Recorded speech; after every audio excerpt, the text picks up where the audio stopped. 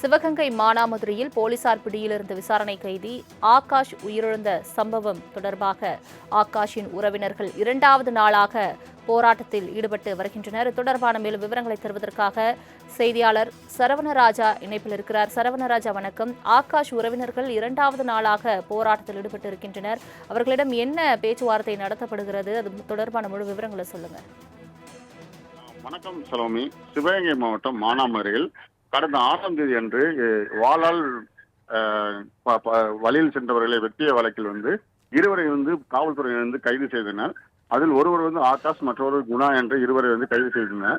இந்நிலையில் ஆகாஷை அவரை கைது செய்து அழைத்து வரும் பொழுது போலீசார் பிடியிலிருந்து தப்பித்து பாலத்தில் குதித்ததாக கால் முறிவு ஏற்பட்டு அவரை சிவகங்கை அரசு மருத்துவமனையில் சிகிச்சை அளிக்கப்பட்டது.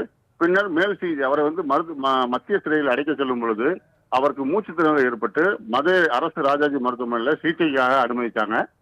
அனுமதிக்கும் போது அங்க பாத்தீங்கன்னா அவர் மூச்சு திணறல் ஏற்பட்டு அவர் உயிரிழந்தது தெரிய வந்தது. இதனால் உறவினர்கள் பாத்தீங்கன்னாக்கா சிவகங்கையில் நேற்று காலை 10 மணியிலிருந்து தற்போது வரை இந்த போராட்டமானது கடும் வெயிலையும் பொருட்படுத்தாமல் போராட்டமானது நடைபெற்று வருது.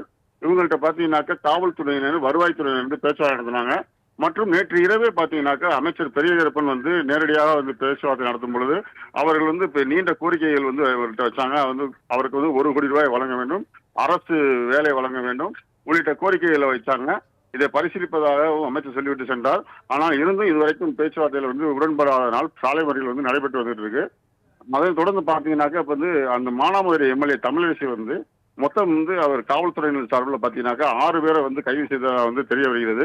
மித்த 4 நபர்கள் எங்க வச்சிருக்கீங்க, அவர்களையும் கொண்டுட்டீங்களான்னு சொல்லி சாலை மறியலில் ஈடுபட்டவர்கள் தமிழரசியிடம் கேட்டார்கள். தமிழரசி போலீசாரிடம் இது மாதிரி இந்த 4 பேரை கைது செய்தவர்கள் உறவினர்கள் காமிக்க சொல்றாங்க சொல்லும் பொழுது போலீசார் அதனை ஏற்று தற்போது தமிழரசி அவர்கள் அதற்கான வாகனங்களை ஏற்பாடு செய்து ராமநாதபுரம் சிறையில் அந்த 4 நபர்களை வைத்திருப்பதாக தெரிவித்தார்கள்.